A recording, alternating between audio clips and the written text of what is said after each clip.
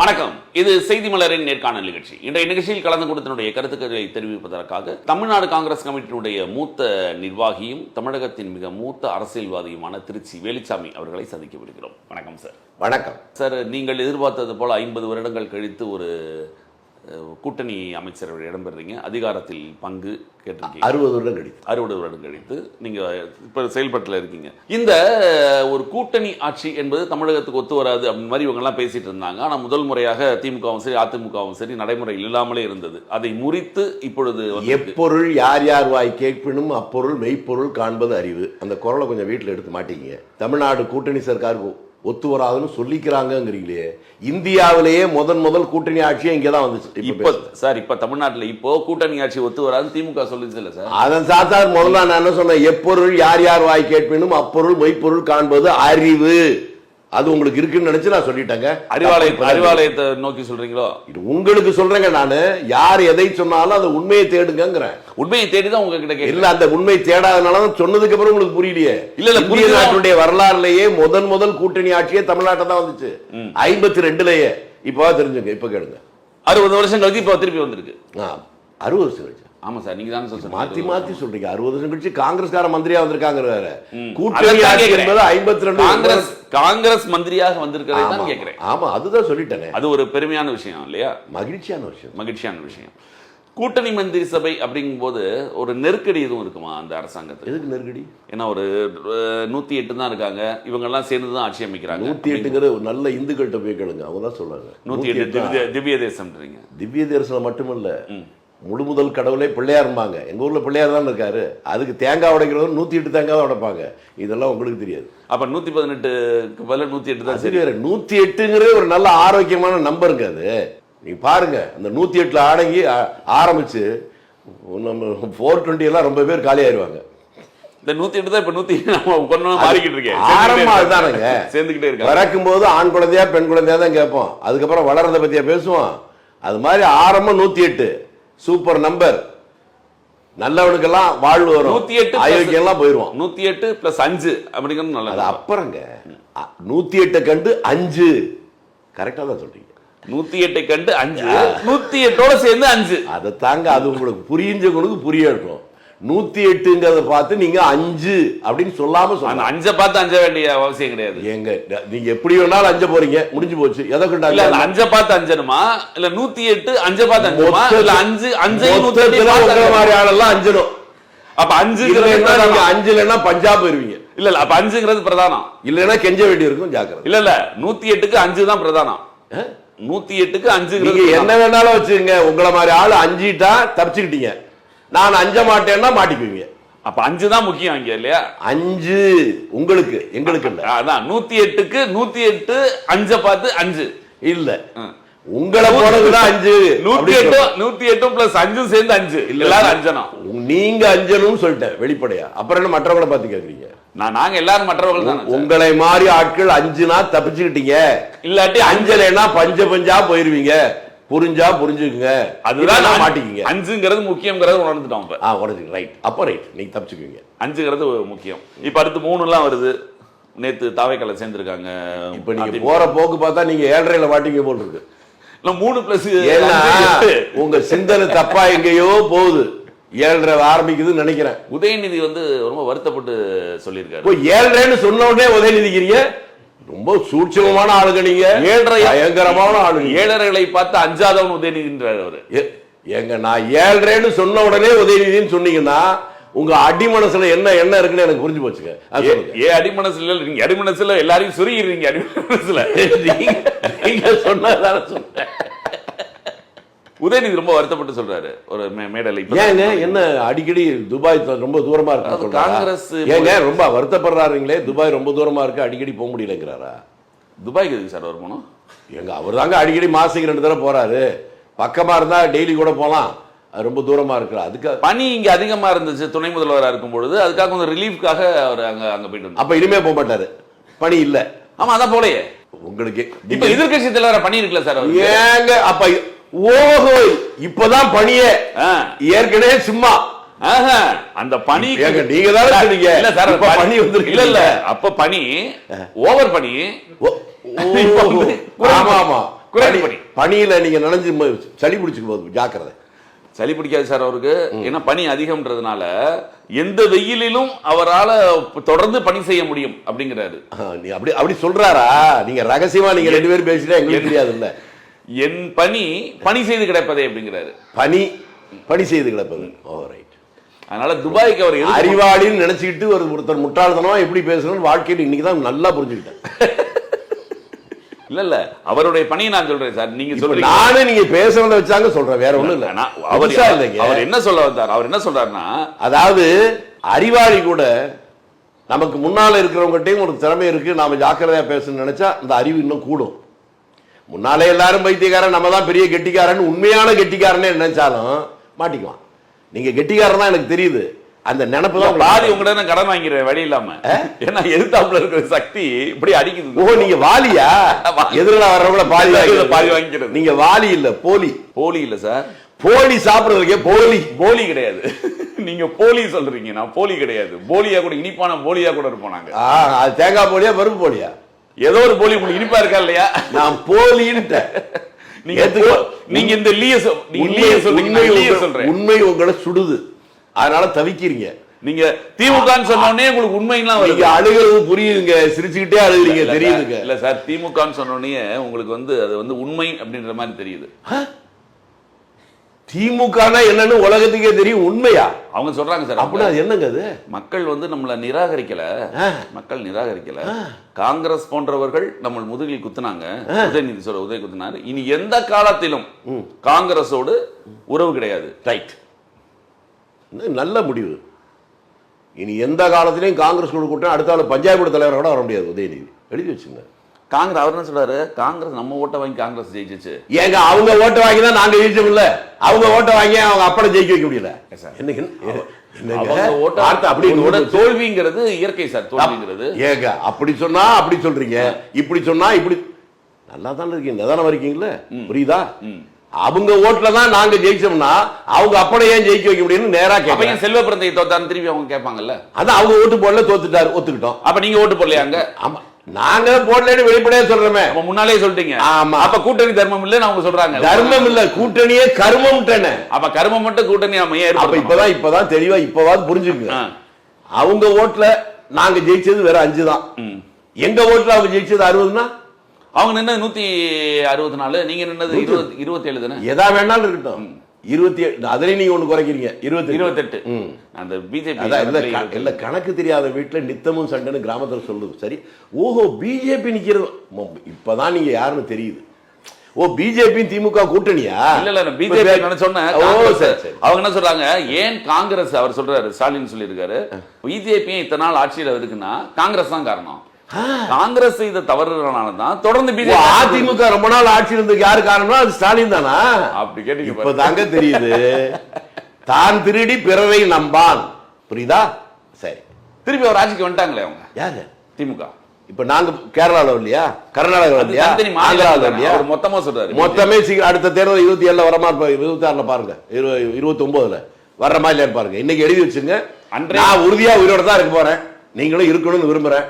அப்ப பேசுவாங்க. அன்றே சொன்னார் கலைஞர். அன்றே சொன்னார் கலைஞர், மிருதங்க கலைஞர், நாதஸ்வர கலைஞர், டும் கலைஞர், வயலின் கலைஞர், பல கலைஞர் இருக்காங்க. எந்த கலைஞரை சொல்றீங்க? திராவிட முன்னேற்ற கழகத்தின் மூத்த தலைவரான கலைஞர் கருணாநிதி. அப்படி ஏங்க? நான் முழுசா சொல்லிட்டேன். அப்ப கலைஞர் என்ன பொருள் சொல்லுங்க, எனக்கு புரியல. அவங்க தான் கலைஞர் பட்டம் வச்சிருந்தாங்க. அதை தாங்க, அதுக்கு பொருள் நான் கேட்கிறேன், நான் விவரம் தெரியாத கேட்கிறேன், சொல்லுங்க. அனைத்திலும் வித்தகர் கலைஞர். எல்லாத்தையும் வித்தவரா? Correct correct correct. இப்ப தெரியுது, அவரே கலைஞருக்கு என்ன பொருள் சொல்லிக்கிறார் உங்களுக்கு தெரியுமா? கொக்கு மீனை கொத்தாமல் இருந்தால், பாம்பு தேரை விழுங்காமல் இருந்தால், வேங்கை மானை விரட்டாமல் இருந்தால், நானும் கொலை செய்யாமல் கொள்ளையடிக்காமல் பெண்களை கற்பழிக்காமல் இருப்பேன் அப்பா. கொலை செய்வதும் கொள்ளையடிப்பதும் பெண்களை கற்பழிப்பதும் ஒரு கலையப்பா, நான் கலைஞன். இந்த விளக்கம் சொன்னதே கருணாநிதி தான். அவர் படத்துல இருந்த வசனம் தானே? ஆமா, அவர் படத்துல இருந்த வசனத்தை நீங்க கொள்கைன்னு சொல்றீங்க. அப்ப இதுவும் கொள்கை தானே? அவர் கலைஞர்னு ஒத்துக்க மாட்டீங்க. கலைஞர்னு பாவங்க, அந்த மனுஷனை எங்க கேவலப்படுத்தணும், அவரை கேவலப்படுத்த கூடாதுங்கிறதுனால கருணாநிதினு சொல்றேன். கேவலப்படுத்த நினைக்கிறவங்களாம் கலைஞர். அப்ப நான் கருணாநிதினே சொல்லிடுறேன். ஓ, இப்பதான் உங்களுக்கு புரியுது, உண்மை உங்களுக்கு புரியுது. கருணாநிதி அவர்கள் சொன்னாராம், கூடா நட்பு கேடாய் முடியும்னாரு. இன்னைக்கு அதை அனுபவிக்கிறோம். இன்னைக்கு அனுபவிக்கிறா அப்ப எத்தனை தடவை தான் இந்த அனுபவிப்பீங்க, எத்தனை தடவை தான் திரும்பி வருவீங்க? நீங்க சொல்லிட்டு அதுக்கப்புறம் தானே கூட்டி சேர்ந்தீங்க காங்கிரஸ் கூட. அப்ப சொந்த புத்தியே இல்லையா உங்களுக்கு? என்ன சார் பாக்குறீங்க சார்? காங்கிரஸ் இங்க வந்து என்னங்களா சார்? அதை தாங்க நான் சொல்றேன். நீங்க தானே சொன்னீங்க எத்தனை தடவை வந்தாரு. ஆட கஷ்டமே. டெல்லியில போய் எத்தனை நாள் காலில் தொட்டு உங்க தங்கச்சி எல்லாம் போய் விழுந்துச்சு, அது தெரியாதா உங்களுக்கு? கூட்டணி ஏங்க தனியா போய் கூட இருக்க தங்கச்சியை ராகுல் காந்தி பார்க்க அனுப்புனது உலகத்தையே தெரியுது இல்ல? எவனாவது வாயில வந்துட போகுது சார். அவங்க ஒரு எம்பி, அவங்க நான் இல்லைன்னு சொல்றேன். திராவிட முன்னேற்ற கழகம் அட யாரா வேணாலும் இருக்கட்டுங்க, துணை பொதுச் செயலாளர் யாரா வேணாலும் இருக்கட்டுங்க. இதுக்கு முன்னாடி எப்ப அனுப்பிச்சீங்களா? 4 பேர் 5 பேர் தானே போவாங்க. அப்ப நீங்க சொல்ல வரது அர்த்தம், ஏன்னா உங்க கொள்கை எங்களுக்கு தெரியும்ல. காட்ட வேண்டியதை காட்டி பெற வேண்டியதை பெறுவோம். ஓ, இப்ப அப்படிதான் 28 பெற்றதா? 28? ஓ 16 பெற்று பெருவாழ்வாடு தான் கேட்டிருக்கோம்.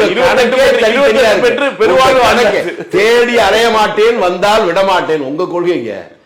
நீங்க எப்படி வந்தாலும் நாங்களா இருப்போம், அது எங்க கொள்கை.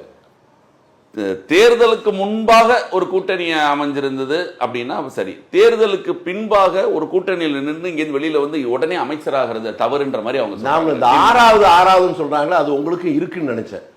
இப்பதான் சந்தேகம் வருது. கூட்டணி ஆட்சியில் கூட்டணி இருந்தால் மட்டும்தான் அதுக்கு பேரு கூட்டணின்னு பேரு. இது தேர்தல் கூட்டணி மட்டும்தான். தேர்தல் ஏற்பாடு அதை கூட்டணின்னு சொல்லிக்கிறோம். அதுக்கு வித்தியாசம் உங்களுக்கு தெரிஞ்சா மட்டும்தான் மற்றதெல்லாம் பேச முடியும். நீங்க அதை விட்டுட்டு கூட்டணி கூட்டினா அவர் வெற்றி பெற்றால் இந்த திராவிட வெற்றி எங்கள் வெற்றி சொன்னீங்கல்ல, தோல்வி அடைஞ்சா மட்டும் ஏன் உங்களால் தோத்துவீங்க? புரியுதா? இல்ல, அவர் தோல்வி அடைந்தாலுமே என்னாலதான் தோல்வி, நான் பொறுப்பேற்றுக்கிறேன்னு சொல்லிட்டாரு சார். அவர் சொல்லிட்டாரு சார். கொஞ்சம் முன்னால என்னங்க சொன்னீங்க? உதவாநிதி என்னமோ சொன்னாரு சொன்னீங்கல்ல. உதயநிதியா? இந்த உதவாநிதின்னு எங்க வீட்டுல சொன்னாங்க. எங்க பிள்ளைங்களுக்கு எல்லாம் தெரியாது, எல்லாம் அப்படிதான் சொல்றாங்க உதவாநிதின்னு. இல்ல உதயநிதி அவர் அப்படிதான் சொன்னாங்க. அதனால நான் பேர் நினைச்சுக்கிட்டேன். நமக்கு அவ்வளவு ஞானம் பத்தலை. துபாய் நிதி இல்ல, உதயநிதி. ஓ, இப்பதாங்க நீங்க ரொம்ப வில்லங்கமான ஆளுங்க. நீங்க ஏதாவது அவர் தானே சொன்னீங்க காங்கிரஸ்காரன் தான் தோக்கடிச்சுட்டான்னு சொன்னீங்க. இப்ப கொஞ்சம் முன்னால அவர் சொன்னதப்ப அப்பா வேற மாதிரி சொல்றாரு சொல்றீங்க. அவங்க 2 பேரும் முதல்ல கூடி பேசிட்டு அப்புறம் ஒரே மாதிரி பேசட்டும். நீங்க நடுவுல மாட்டிக்காதீங்க. நான் நடுவுல மாட்டிக்கிறேன். ஆமா, ஏன்னா 2 பேரும் வெவ்வேறு பேசுறாங்க. அது புரியாம நீங்க பேசுறா நீங்க மாட்டிக்குவீங்க. இல்ல இப்ப அவங்க குற்றச்சாட்டு என்னன்னா, அமைச்சரவையில சேர்ந்ததுதான் வெளியில இருந்து ஆதரவு. அது எங்க விருப்பம், நீங்க யாருங்க? நான் போடுற சட்டை, நான் போடுற வேட்டி பனியன் கூட உங்ககிட்ட கேட்டுதான் போடணுமா? எப்படி அதிமுக நீங்க எங்கிட்ட கேட்டா போய் பிஜேபி ஆட்சியில மந்திரியா நீங்க சொல்லுங்க. அப்ப நாட்டோட நலன் கருதி வாஜ்பாய் என்ற ஒரு மனிதர் வந்து ஒரு மனுஷரு, மற்றவெல்லாம் மாடு, மதச்சார்பற்ற வாஜ்பாய் யாரு சொல்லுங்க. அப்படி உங்களுக்கு உங்க ஆட்களுக்கு தான் பதில். வாஜ்பாய் யாருன்னு சொல்லுங்க, யாரு சொல்லுங்க சார். வாஜ்பாய் என்ன சார்? வாஜ்பாய் யாருன்னு கேட்டா என்ன சார் அர்த்தம்? உங்களுக்கு தெரிஞ்சா சொல்லுங்க, நீங்க தெரியல இல்ல. எனக்கு தெரியுதை விட நீங்க சொல்றதை கேட்டா இன்னும் அருமையா இருக்கும். இப்படி கேட்கல, நான் நேரடியா கேட்டுருக்கேன். கேட்கறேங்கிறதுனால திரும்பி கேட்கறீங்க. இப்பதானே கேட்கறீங்க. இப்ப நீங்க சொன்னதுனால கேட்டீங்கல்ல, அப்புறம் நான் சொல்ல விட்டாதான் நீங்க புத்திசாலி. நீங்க சொல்லுங்க, நான் கேட்கறேன். அதான் புத்திசாலி. சொல்லுங்க சொல்லுங்க சொல்லுங்கன்னு சொன்னா புத்திசாலி இல்ல, நான் புத்திசாலி. சொல்லின்னு சொல்லி நிறுத்திக்கணும். வாஜ்பாய் என்கின்ற மனிதர் இந்திய நாட்டுடைய சுதந்திர போராட்ட உச்சத்தில் இருக்கிற போது, தாஜ்மஹால் இருக்குல்ல, எங்க இருக்கு? ஆக்ரால. ஆக்ரா அந்த பகுதியில் பிரிட்டிஷ்காரனுடைய எதிர்த்து போராடிய தீவிரமான 2 சுதந்திர போராட்ட தியாகிகள் போலீஸுக்காக தலைமறைவாக இருந்து போராடுகிற போது அவர்கள் எங்கே மறைந்திருக்கிறார்கள் என்று போலீஸுக்கு ஆள்காட்டி வாஜ்பாய். அடுத்து ஒண்ணு கேட்கிறேன், இதுக்கு எவனா ஒருத்தன் பதில் சொல்லட்டும். பிஜேபி ஜனசங்கமாக இருக்கிற போது, அந்த ஜனசங்கம் உருவாகிற போது அந்த கட்சியினுடைய தலைவர் தீனதயாள் உபாத்யாயன் பேர். ஒரு நாள் ரயில்ல போறார், மர்மமான முறையில் கொலை செய்யப்பட்டு ரயில்ல இருந்து வீசப்படுகிறார். அன்னைக்கு அவர் கூட அந்த கூப்பையில் இருந்த ஒரே ஆள் வாஜ்பாய் தான். அவர் தான் தூக்கி வீசிட்டாருன்றீங்களா? ஓ, உண்மை உங்களுக்கு தெரிஞ்சிருக்கு. அவர் தான் போனார் மட்டும்தான் சொன்னேன். அவர் தான் வீசிட்டார் நீங்க சொல்றீங்க. அப்ப உங்களுக்கு ரொம்ப விவரம் தெரியுது இல்ல சார். கூட இருந்தவர் அவர். அதை ஏங்க நீங்க ஆட்சிக்கு வரும்போது கண்டுபிடிக்கணும்ல? அதை காங்கிரஸ் கண்டுபிடிச்சிருக்கணும்ல. நாங்க கண்டுபிடிக்கிறீங்க. தீனதயாள் உபாத்யாயா உங்க தலைவர் தானுங்க. இல்ல சார், பக்கத்து வீட்டுல கொலை நடக்கிறத விட முடியாதுல்ல. நீங்களும் போய் கொலை பண்ணுவீங்களா?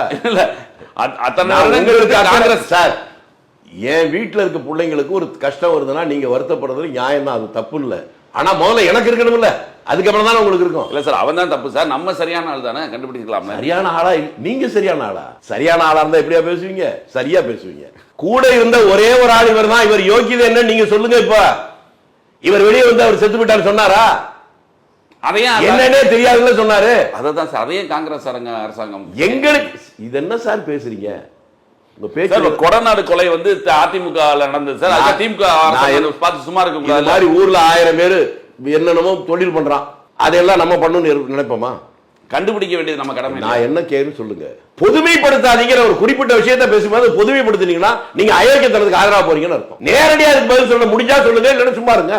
நான் எப்படி சொல்ல நான் எப்படி சொல்ல முடியும்? சொல்லு இல்ல, அப்ப சும்மா இருங்க. சும்மா இருங்க. அப்ப சும்மா இல்லையா நீங்க வேற மாதிரி இல்ல போறீங்க. சரி, உங்களுக்கு தெரியும் புரியுற மாதிரி ஒண்ணு கேட்கறேன். இவங்க எப்படின்னு கோபாலசாமி என்ன சொன்னாருங்க இவரை பத்தி, உங்க கருணாநிதியை பத்தி? எங்க கருணாநிதியா? ஆமா, கருணாநிதி பேச்சு வாக்குறது எங்க இப்ப கொஞ்சம் முன்னால நான் இனிமே கலைஞர்னு சொல்ல மாட்டேன், கருணாநிதி தான் சொல்லுவேன்னு சொன்னீங்கல்ல. இல்ல இல்ல, அதுக்குள்ள மாத்தி மாத்தி என்ன சார்? திமுக நாளைக்கு ஒரு தடவை மாறினாலும் எங்க கருணாநிதி நான் திமுக கார மாதிரி ஆயிருப்போது இல்லைங்க.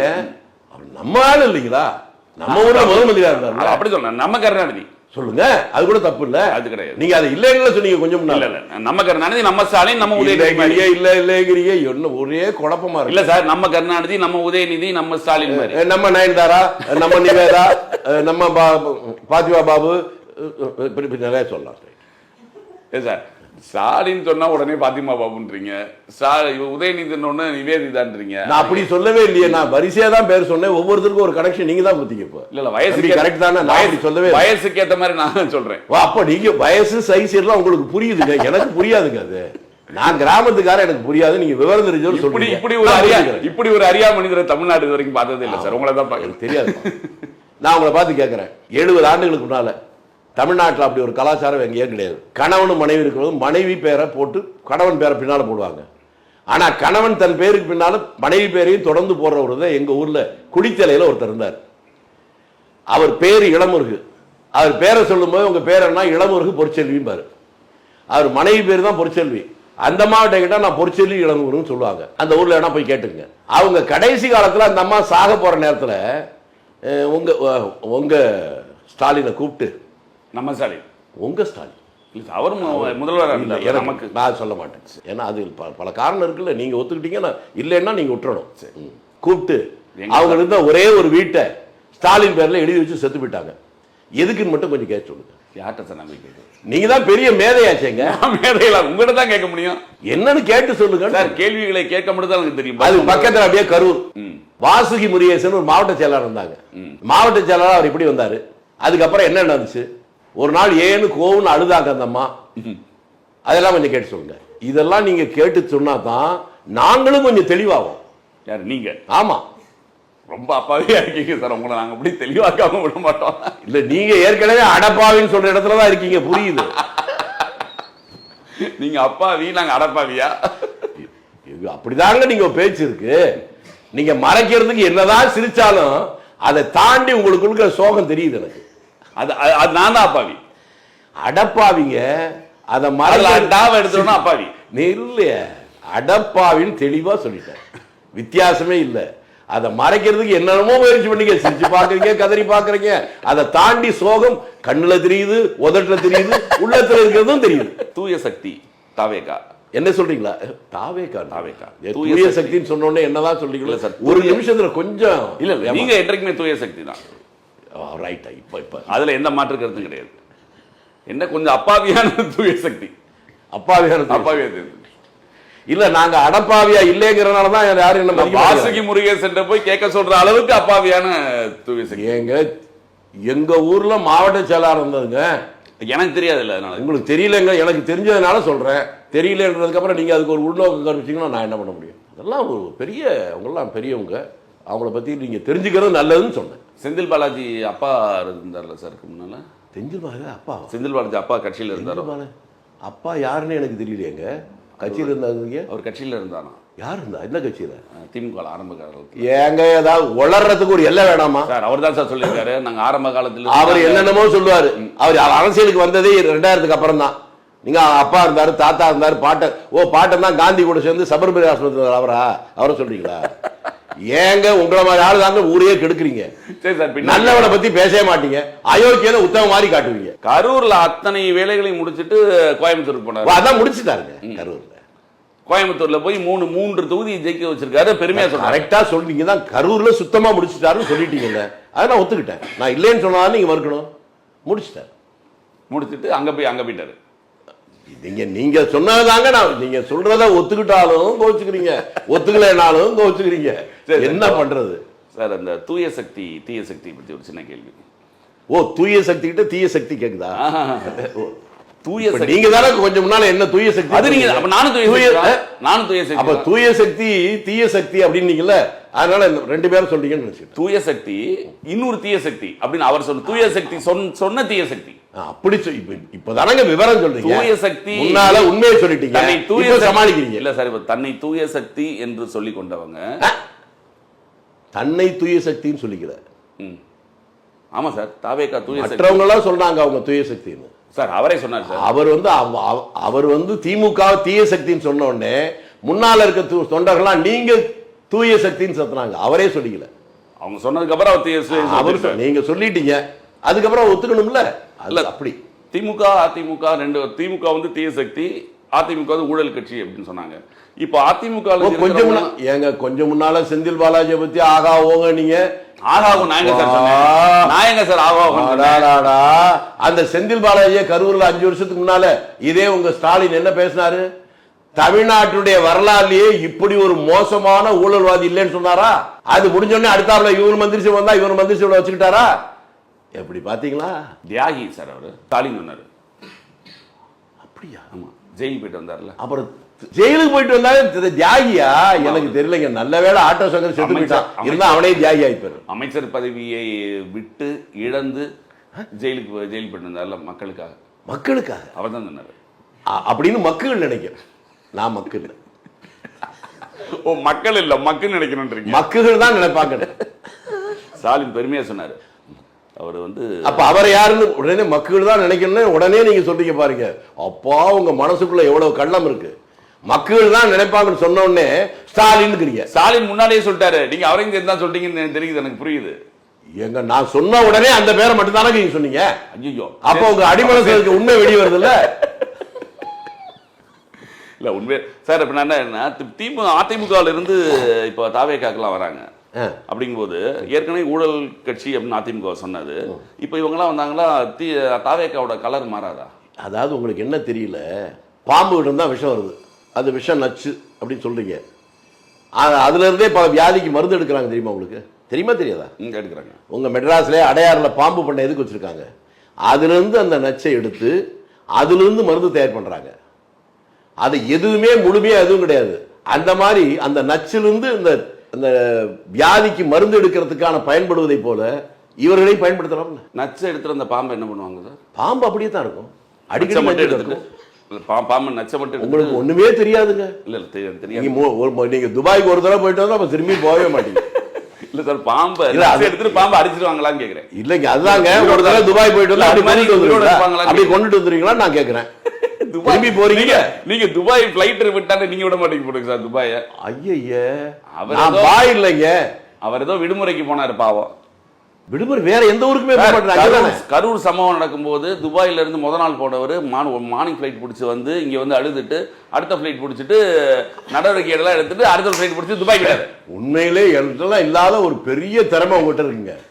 மோசமான ஒரு பெரிய படுகொலை அப்படின்னு நினைச்சு வந்துட்டு அடுத்த நிமிஷமே திரும்பி துபாய் போனா எவ்வளவு பெரிய முக்கியமான வேலைக்கு இருக்கும். நடவடிக்கை எடுக்க சொல்லிட்டாரு. நடவடிக்கை எல்லாம் கரெக்டா எடுங்கன்னு சொல்லிட்டு அதை தாங்க சொல்றேன். அவ்வளவு சோகத்துல வந்து உடனே திரும்பி துபாய்க்கு போறாருன்னா இதை விட ரொம்ப முக்கியமான அதுக்கு என்ன வார்த்தை போடலாம்? விஷயம் போடலாமா, வேலைன்னு போடலாமா, என்ன போடலாம்? உங்களுக்கு எது பிடிக்குதோ அதை போட்டுங்க. நீங்க எது சொல்றீங்களோ அதை நாங்க போட்டு. இல்ல இல்ல, நீங்க உங்க விருப்பம். பாவம் துபாய்க்கு போனது ரொம்ப இதுவா சொல்றீங்க. அவர் பணி ஆகுமா? இப்போ உங்களை வேற மாதிரி பார்க்க வேண்டியிருக்கும். இப்ப நீங்க தான் ஏற்பாடா? ஐயோ, பின்ன என்ன இருந்த பாவங்கிறீங்க? என்னதான் நினைக்கிறீங்க நீங்க? சார் அவர் வந்து பணி நியமா போனேன்னு சொல்றாரு சார். அவரு அதைத்தான் சொல்றேன். என்ன பணி சொல்லுங்க? 6 லட்சம் கோடி கடன் வாங்கல, எதுக்குடா மூலதனம் போட்டீங்கன்னா இன்னைக்கு வரணும் சொல்லல. அது மாதிரிதான் இதுவும். ஆனா எல்லார பத்தியும் பேசுவீங்க. நீங்க எதிர்த்தா உங்களை பத்தியும் இவரை தெரியாதா? 1999 ஒரு லாட்ஜ்ல பிடிபட்டாரு அப்படின்னு கூட சொல்லுவாங்க. யாரு சார்? உங்களை நீங்க எழுத்தீங்கன்னா சொல்லுவாங்க. நல்ல வேலை எதிர்க்கல. இதுக்கு பாத்தீங்களா? எழுத்து எங்க பாடெல்லாம் புரியுதா உங்களுக்கு? உங்களை நீங்கள பாடு இல்ல, நீங்களா பாடம். எங்களுக்கு இந்த மாதிரி அவங்களை எழுத்தா இப்படி எல்லாம் பேசுவாங்க. ஆனா அதுல முழுக்க முழுக்க ஊறி போன அவங்க தான் இப்படி பேச முடியும். மஞ்ச காமால புடிச்சவங்க கண்ணுக்கு பூரா மஞ்சளாதான் தெரியும். இந்த ஒழுக்கக்கேடு அது என்னங்க, அதுல ஒரு நியாயம் இருக்குங்க. அவங்க வழிகாட்டி வந்து பெரியார். உனக்கு உணர்வு வந்தால் பக்கத்துல அக்காவோ தங்கச்சியோ எதை பத்தியும் கவலைப்படாத, உணர்ச்சியை தீர்க்கிறதா முக்கியம். திருமணம் கடந்த உறவு அது ஒன்றும் தப்பு இல்லை அவர் சொன்னாரு. அவருடைய தலைவர் பேரறிஞர் பெருந்தகை அவர் என்ன சொன்னாரு? நான் தேடி அலைய மாட்டேன், வந்தால் விட மாட்டேன். கரெக்ட். அதிமுகவை தாவேகா வந்து உடைக்குது அப்படின்னு எடப்பாடி பழனிசாமி குற்றம் சாட்டுறாரு. குதிரை பேரம் காட்டி ஆட்களை அங்கே இழுக்கிறாங்க. இது என்ன ஒரு தூய சக்தியா, இது ஒரு தூய அரசா அப்படின்னு எடப்பாடி பழனிசாமி ரொம்ப மனம் விரும்பி கேட்கிறாரு. இதே மாதிரி தான் ஏற்கனவே அவரை பார்த்து மற்றவங்க கேட்டு இருந்தாங்க. இவ்வளவு பேர் உங்களோட சீனியர் இருக்கும்போது குறுக்க போந்து ஒரு அம்மையார் மூலமா நீங்க முதல் மந்திரி வந்தீங்க, குறுக்கு வழி இல்லையா அப்படிலாம் கேட்டாங்க. அவரும் சொல்றாங்க, ஒரு விவசாயி, நான் வந்து அடிமட்ட லெவல்ல இருந்து வந்து பரமடிச்சு ஏர் உழுது வரப்பு வெட்டி அப்படி வந்தவர். மெதுவா கொஞ்சம் தவழ்ந்தார், அவ்வளவுதான். மெதுவா அது வேகமா கூட தவறு இல்லையா? உங்கள்கிட்ட தெரிஞ்சுக்க வேண்டிய விஷயம் நிறைய இருக்குங்க. வேகமா தமிழ்ல கீழே விட்டுட்டாங்க. சசிகலா உங்க ஆளு இழுத்தா ஏங்க போறா அதை சொல்லுங்க. நீங்க சரியா இருந்தா போவானா?